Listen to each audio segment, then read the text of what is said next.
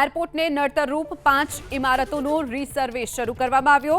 પાલના કાસા રિવેરામાં વેસુના કેપીએમ Terra અને celestial dreams પ્રોજેક્ટમાં રીસર્વેની કાર્યવાહી કરવામાં આવી છે। કાસા રિવેરાના 36, કેપીએમ ટેરાના 74 અને સેલેસ્ટિયલ ડ્રીમ્સના 41 ફ્લેટ ધારકોને ફ્લેટ ખાલી કરવા માટે નોટિસ આપી દેવામાં આવી છે। એટલું જ નહીં, ફ્લેટ બની ગયા બાદ નડતરરૂપ જણાતા ત્રણેય ઇમારતોને બીયુ સર્ટિફિકેટ પણ અટકાવી દેવાઈ છે। જો કે એરપોર્ટ ઓથોરિટીની એનઓસી બાદ ત્રણેય ઇમારતોની બાંધકામની મંજૂરી મળી હતી, છતાં પણ હવે આ ઇમારતો હટાવવા માટેની કામગીરી કરવામાં આવશે। તમામ જે ફ્લેટ ધારકો છે તેમને નોટિસ આપવામાં આવી છે। ફ્લેટ ખાલી કરી દેવા માટેની નોટિસ ફટકારવામાં આવી છે।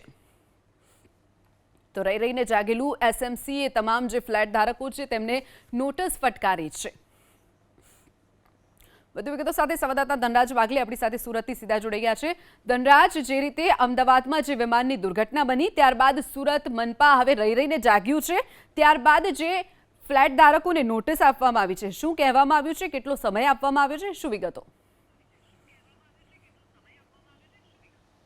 જી બિલકુલ, સુરત એરપોર્ટને નડતરરૂપ ઇમારતોને વિરુદ્ધમાં કાર્યવાહીને લઈને ખોખોની રમત રમવામાં આવી છે। ક્યારેક કલેક્ટર એસએમસીને ખોખો આપે છે અને ક્યારેક એસએમસી કલેક્ટરને ખોખો આપે છે, પરંતુ હવે સુરત મહાનગરપાલિકાએ ઊંઘ ખંખેરી છે અને નોટિસો આપવાની શરૂઆત કરી છે। સીધી તસવીરો તમે જોઈ શકો છો। સુરતના વેસુ કેનાલ ઉપર આવેલી આ ઇમારત છે સેલેસ્ટિયલ ડ્રીમ્સ, તેને પણ નોટિસ ફટકારવામાં આવી છે। અત્યારે હાલ એરપોર્ટને નડતરરૂપ 27 પૈકી 5 ઇમારતોને રીસર્વેની કામગીરી હાથ ધરવામાં આવી છે। તે પૈકી અત્યારે હાલ જોઈ શકાય છે પાલની કાસા રિવેરા છે, વેસુની કેપીએમ ટેરા અને સેલેસ્ટિયલ ડ્રીમ્સ પ્રોજેક્ટમાં અત્યારે હાલ કાર્યવાહી કરવામાં ત્રણેય મિલકતોના 2.5 થી 5 કરોડની કિંમતના જે 151 જેટલા વૈભવી ફ્લેટ છે એ ખાલી કરવા માટે અત્યારે હાલ નોટિસ પાઠવવામાં આવી છે। ત્યારે એરપોર્ટ ઓથોરિટીની એનઓસીથી બાંધકામ છે એની મંજૂરી મળી હતી, પરંતુ હવે રીસર્વે કરીને અત્યારે હાલ કામગીરી હાથ ધરવામાં આવી છે। તો કે ફ્લેટ બની ગયા પછી નડતરરૂપ ગણાતા જે ઇમારતો છે તેની બીયુસી છે અટકાવી દેવામાં આવી છે। હવે કાર્યવાહી શરૂ કરવામાં આવી છે। ત્યારે સેલેસ્ટિયલ ડ્રીમ્સ જે ઇમારત તમે જોઈ શકો છો એના 41 જેટલા ફ્લેટ ધારકોને નોટિસો આપવામાં આવી છે।